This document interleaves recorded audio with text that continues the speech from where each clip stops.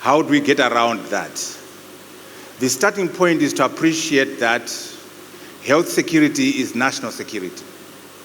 So if you're not spending in health, it means you don't care about national security. So the African governments must spend the 14% of GDP on healthcare. Why? Because that is what you need to do to achieve national security. That's number one, how you break the overdependence on donors. Secondly, the governments must incentivize, create an enabling environment for the private sector to invest in R&D, to invest in manufacturing, to invest in vaccination rollouts.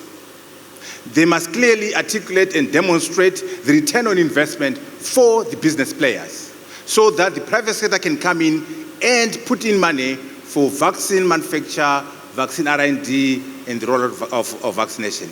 So that's how you can break the overdependence on Gavi, on GF, the Global Fund, and the West in general. We must not get it carried away with these freebies. But the freebies are not exactly that free.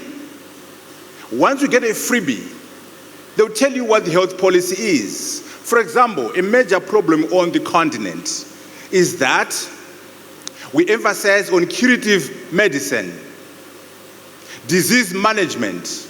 We don't want that as Africans. We must have preventative medicine.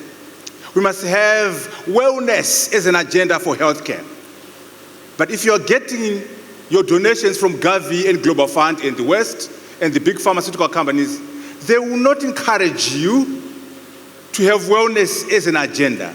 They will not encourage you to have preventative medicine. Why? Because they want you to continue buying drugs. It's a business. So they'll push you towards curative medicine and disease management. So it is very important that we break that umbilical cord that makes us over-dependent, over-reliant on donors. Marketing, very important.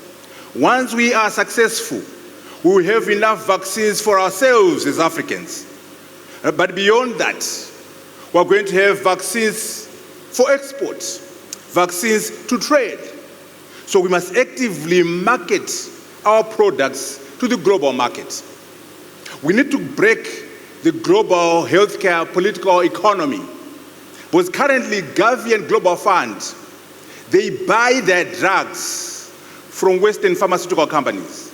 So when they come to us and donate drugs, donate vaccines, they would have paid for those vaccines to Pfizer, to Moderna, to Johnson & Johnson.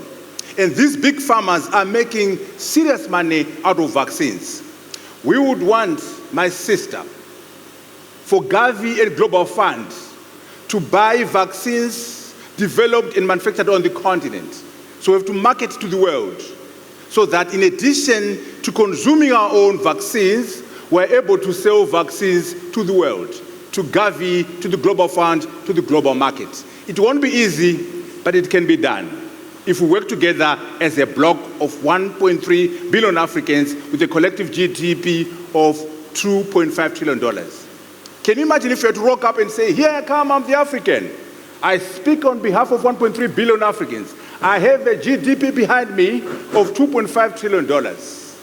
The Americans will listen to you, not out of love, out of economics.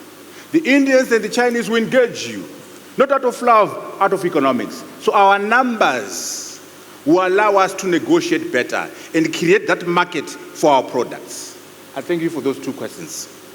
Thank you very much, Prof.